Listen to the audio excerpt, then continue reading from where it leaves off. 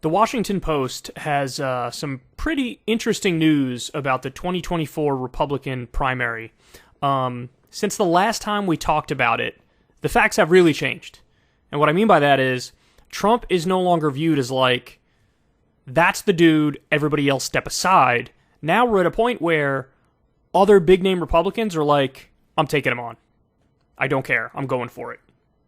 That's a huge shift since the last time we talked about this. So the Washington Post says, the shadow race is underway for the Republican presidential nomination. At least 15 potential 2024 candidates are traveling the country, huddling with donors, or testing out messages, even if Trump runs. One day last month, Mike Pence secretly huddled with some of Michigan's top donors, including the Kingmaker DeVos family, as he pitched his vision for the Republican Party before flying to Georgia to campaign against former President Donald Trump's choice for governor. By the way, Trump's choice got draxed in that race. Kemp won. Kemp was backed by Pence. Perdue was backed by Trump. So Mike Pence is looking at that, and other Republicans are looking at that, and they're going, oh, so actually he's super beatable. He's not Teflon Don anymore. Tom Cotton, the Republican senator from Arkansas, has developed a long PowerPoint presentation about how previous candidates for president failed, and has shown it to donors and others during a meeting on how he would run a successful campaign. Now, Tom Cotton has a particular problem for him, which is that he's as boring as watching paint dry. The guy has negative charisma, and also on policy, he's probably even worse than Trump. Advisors and allies of Florida Governor Ron DeSantis, meanwhile, have discussed the margins for his 2022 re-election that would help put him in position to run for president in 2024, aiming to beat the 3 percentage point margin that separated Trump and President Biden in the state in 2020.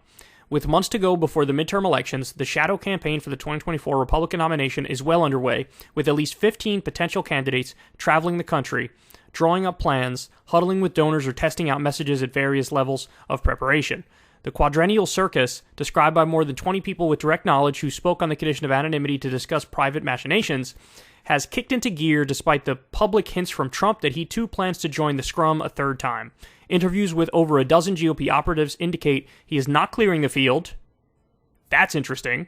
And a range of candidates plan to take him on from different angles. Quote, they're all going to run against him. Wow, said Tony Fabrizio, Trump's longtime pollster. If you have the former vice president running, what does that say for the loyalty argument? Some candidates and their teams have made clear that they plan to campaign on moving the party beyond Trump, who continues to dominate early polling, while the vast majority are simply plodding forward without addressing the Trump question publicly, and in some cases continuing to praise him. They have been encouraged by growing concern among deep-pocketed Republican donors that another Trump run, especially an announcement before the midterms, would help Democrats. At least 6 senators have made appearances in Iowa or New Hampshire already. That's a big sign. Joining the former Trump advisors and appointees like Pence, former Secretary of State Mike Pompeo, and former Ambassador to the UN Nikki Haley. 9 potential candidates, including former New Jersey Governor Chris Christie and Maryland Governor Larry Hogan, have spoken at the Ronald Reagan Presidential Library, laying out their vision for the future of the party, with Representative Liz Cheney, a prominent Trump critic with a national profile, scheduled to speak there on June 29th. So is Liz Cheney going to try to run? That would be something. Pompeo, in particular, has been aggressive at working donors and operatives, asking many what he needs to do to win the nomination.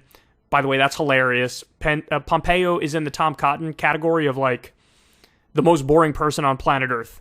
Negative charisma, so probably has no shot. But it looks like he wants to run. Pompeo has told others he would run against Trump, although he has not made a final decision, people who have spoken to him say. They are working hard at it, some more than others, said Ron Kaufman, a Republican National Committee member from Massachusetts, who had a set of potential candidates over to his house in March as part of a fundraiser for the New Hampshire State Party. In addition to Cotton, Senators Ted Cruz, he wants to run again, Tim Scott, and Rick Scott spoke at the event. So, look, these guys are making moves, man. And according to this article, 15 of them are going to run against him. So let's say for a split second, some of them come to their senses, realizing they'll probably get draxed. But of the 15, there's still going to be, for sure, at least like 4 or 5 that run. So what we're facing right now is a totally different political landscape than what it was a year or two ago. And that's actually going back too far. Than it was 6 months ago.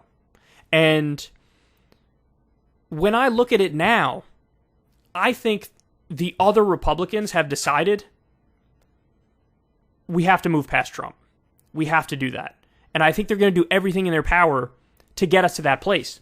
And I honestly think the reason is this January 6th committee hearing that we're having now.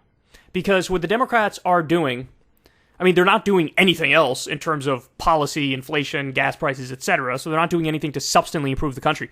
But what they're doing is they're hammering home the January 6th attempted coup over and over and over and over and over, and making it the default conventional wisdom that, oh, well, obviously Trump can't be president again. Look at what he did. He's insane. He's a psycho. He wanted to be a dictator.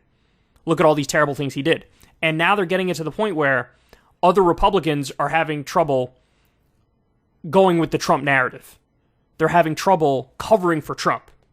And so if all of the big-name Republicans decide at the same time to pull the shoot on Trump, it's a wrap.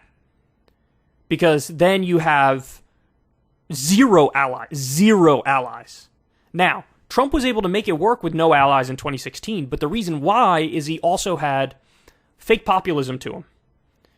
But now Trump has no more of the populism. He governed for 4 years like a standard establishment Republican. He lost touch with your average person, and all he has is his cult of maybe 20 or 30% of the country. Now, that's formidable. That's a lot of people. But I do think he's more beatable now than perhaps he's ever been. I do think that somebody like DeSantis, or maybe somebody who we haven't even conceived of yet, could come around, capture the imagination of the country.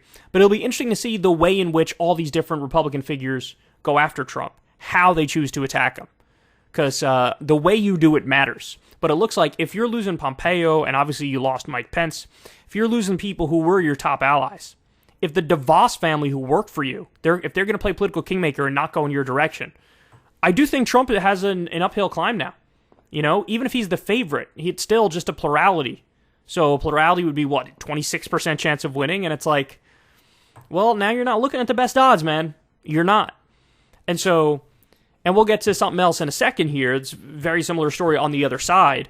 But if the Republican Party is committing to moving past Trump and the Democratic Party is committing to moving past Biden, we're in an interesting place.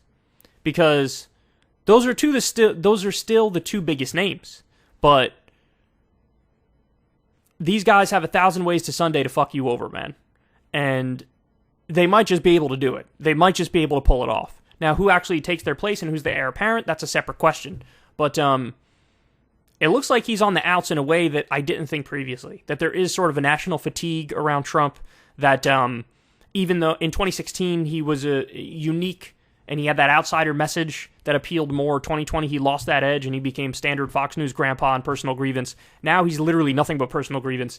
And the one poll that I keep coming back to, which shows how Trump's in trouble, is that only 15% of the country wants to keep talking about the 2020 election. And that's all Trump talks about, 24/7. So other Republicans are now concluding he's super vulnerable and I'm in. So we may be in for a brawl, man. It may be a 2016 style brawl or like a 2012 style brawl.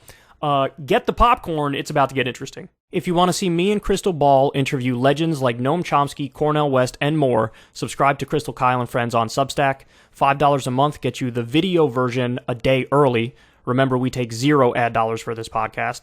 Or you can sign up on Substack for free and get the audio version a day later. Link in the video description box below.